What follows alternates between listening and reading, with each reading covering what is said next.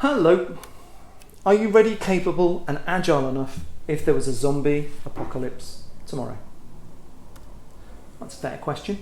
Do you remember the before? That was back in 2019 and a little bit of 2020. Back then we knew what the world was and we knew where it was going, and sure, there was going to be a little bit of change, perhaps 5, maybe even 10%, but we can handle that, right? We've got processes and project managers and technical ability and culture and leaders. What could possibly go wrong? But here we are in September 2020 and we're all still working from our bedrooms, kitchen tables and maybe our luxury sheds in the garden. Well, let's look at how the world might be and what we can do to fit into it. But first, we've got some questions.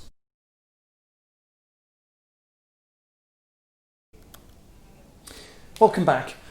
Let's look at two things first. Technical debt, which I'm sure you're well aware of, but stick with me. Technical debt.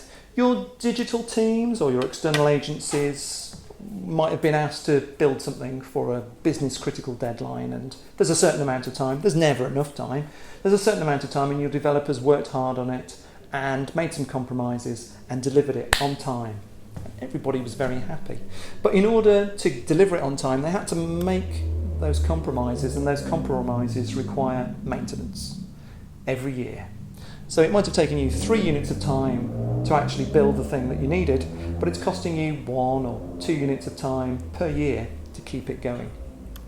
And year on year, that interest, that technical interest, builds up until, after not too long, you end up paying more interest than it actually took you to actually build the thing in the first place, which is fine, because your team could always go back and pay that technical debt to actually make that thing more robust and more scalable or whatever it is, and be far and take up far less time to maintain.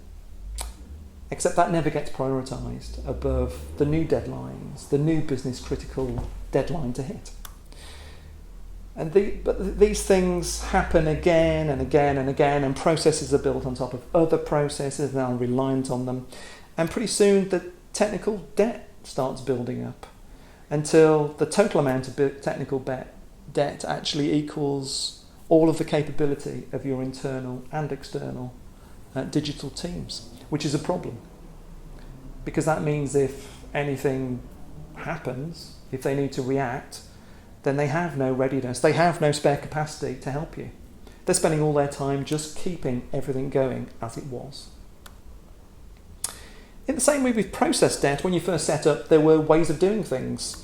Other ways of doing things were set up. They all overlap, became very sedimentary, to the point where some people new to the organisation don't actually know why these decisions were made. It's kind of been lost in the mist of time, but it's all been written down. This is how we've operationalised. And that creates a form of debt as well. It makes you very change resistant. Departments, whole people's careers have been set up to actually operationalise the process. I've got another question.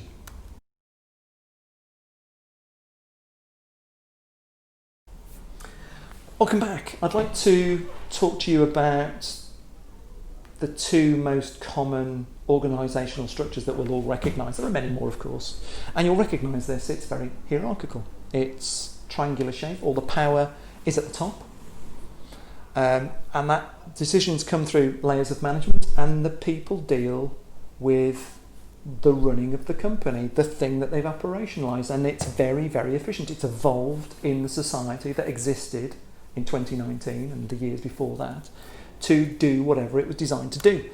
And as users' problems come along, then if the organisation hasn't been set up to deal with that, it'll just miss it. But it will pick up on the problems it's been perfectly evolved to answer. We'll compare that against agile adapters. Agile adapters tend to be flatter, less hierarchy, and the powers around the edge of the organisation, because those are the people that are actually experiencing the pain points of your users and learners and members. Two different ways of organising things. So are you ready for next? Do we know what next is? Well, I don't think whatever next is, it's not going to be business as usual, because even if we do snap back and we all go to working in close proximity within offices, the lives of our users, our end users, people, it will have changed. People might be much more attached to working at home, much more attached to being there for their children, don't want to spend 2 or 3 hours commuting in. Commuting itself might become a barrier. Well, we can look at these issues, but first, let me introduce myself. My name's Jez O'Brien. I work for a company called Stardotstar, and we're a strategic experience and design agency. And we balance your business wants with your users' needs. But before we go there, let's just take a little tangential view of World War II. This is a picture of a port in Japan that was bombed by B-29 bombers, which I think cost America the equivalent of $49 billion at the time, just to make a bomber that had enough range to bomb Japan, because they were desperate to end World War II. Now, these bombs actually bombed out of existence every village and town in Japan, except Nagasaki and Hiroshima.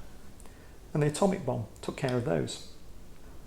In the years after, in the months after that defeat, the leaders of the West realised that they had to get Japan back on its feet. And to do, the Japanese needed to be able to feed themselves, they needed infrastructure, they needed manufacture, they had to become an independent country again. This chap, Dr. Deming, was an American statistician, and he had tried, I'm not sure how successfully, but he tried to work with American manufacturers to show them how they could actually make their processes continually improve and try and build quality in. Now you've got to remember, Detroit manufacturing fashion at the time was the very Ford-esque production lines that just had to keep going. They had night shifts, they would deal with the problems on the run, and if a few mistakes got out of the door, that was fine. They didn't really have that much competition worldwide anyway. Deming was part of the team that was sent over to Japan to work with industrialists to show them what continual improvement was and how they could implement it. And after a period of time in Japan, he came back to America, but every year the Japanese flew him out so that he could present the Deming Prize. This is the then president of Toyota in 1965 being awarded the Deming Prize. And companies like Toyota and Nissan and Sony would have entire teams working to build case histories of why they deserved the Deming Prize. And out of their work came things like total quality management and Kanban. And if you can think back, to the 80s and 90s, Japanese cars won on quality. Even more than the German cars, I'd argue. I was going to put this picture in, and then I took it out, and then I noticed something about it. This is a production line on Toyota. No idea how old this is. But if you look very closely, there's a piece of string here, and it goes down the entire length. I think it goes down the entire length of the line. It's called the Andon line. And any employee that spots a problem, a persistent problem, or just even maybe an early problem that affects the quality of the car, is empowered to pull that line, and the whole production line stops. And the intellectual capacity of that entire plant, from the president to the supervisors to the cells, the Kanban cells, focus in on that problem so that they can fix it before that production line starts up again. It has to be quality. How many organisations do we know or work with that could operate on a system like that? So what's the plan? Are you in a holding pattern? Are you hoping that everything's going to snap back? Have you spent time remoting and time shifting how your people can actually work together and try and empower them? Or do you think it will all come back to how it was? And what's stopping you from changing? What are those barriers? Well, I'd like to share with you my thoughts on that as well. Just five. So there's a leadership issue. So actually, most leaders want to change organisations. They can see how the processes are actually creaking at the edges, want to change the culture to more can do. but they find it very difficult against other barriers, which we'll talk about in a second. There's process. We've already talked about process debt. These processes are embedded in the DNA of the company. This is the way we do things. This is the way we've always done things. Entire departments and people's careers have been based on those processes. There's lots of planning, there's lots of tick boxing, there's trying to write down everything that you should do, as long as you know what you need to do. There's culture. If the culture is all about deliverability, about being empowered enough to actually make dynamic decisions in the face of change, that's great. If it's not, then no amount of process will actually deliver the spirit of what people want. Culture, as we often hear, will eat process for breakfast. Process can support culture. And then there's technical debt. We've already talked about technical debt. Technical debt will slowly creep and eat the digital capability of your company and let you down just when you need it. There's a fifth one, just for you financial directors out there. Of course, we need people, prudent, sensible people that are great at spreadsheets to make sure that the companies stay viable and don't make any silly or ill-advised investment decisions. Sure, that's a given. Money is important. But you need the kind of financial leaders that can actually see that can identify what is worth investing in, what that business case is, to pay some of that technical debt, to have ongoing continual improvement. And I've got another question for you.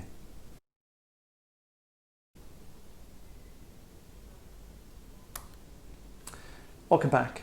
So you can see how everything is interrelated. It's a real house of cards that can stop change. They're like little barriers, little dendritic walls that stop real change happening. You've got to be aware of those. And you might have heard of a digital transformation, which certainly isn't taking what you did in the analogue and making it digital. As there's a great quote from Lee Lockhart here: if you apply digital to a thing that's broken, you'll have a broken digital thing, which I think is just beautiful. Of course, lots of things are already digital, but they are digital versions of what was in the analogue or what was in the previous society that we had, pre-COVID. Dan Hahn over in California, I think parodying the 5 states of grief. Our thing is not broken. We hate you for telling us. Holy crap, our thing is broken. So there's a real emotional journey and an intellectual journey to realise that the thing that we have might not be the thing that's going to be sustainable in the long term. So change is definitely happening. Things that we were absolutely shouted down for trying to do 10 years ago and were deeply unethical are now happening. We're working with 3 health organisations, for instance, to help scale some mental health services at the point of need because of COVID. I've got some more questions.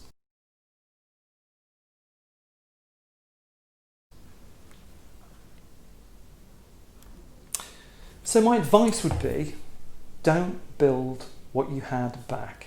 Don't spend all of your time and effort just remoting, place shifting and time shifting your workforce to work as you did before.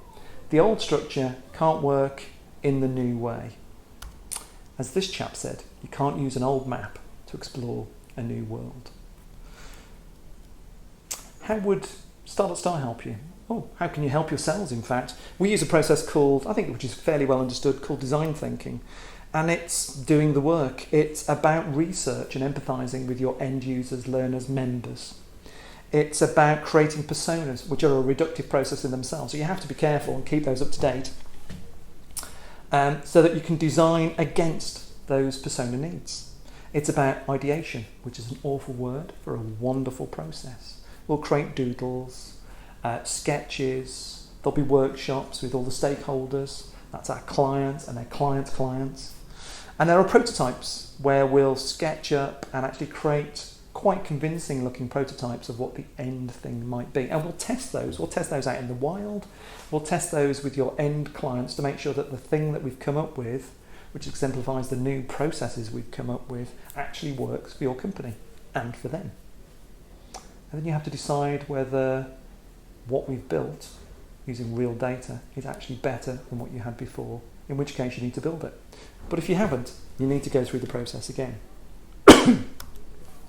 We also have design sprints for clients that have got more urgent problems, and these might be done over 2 or 3 weeks.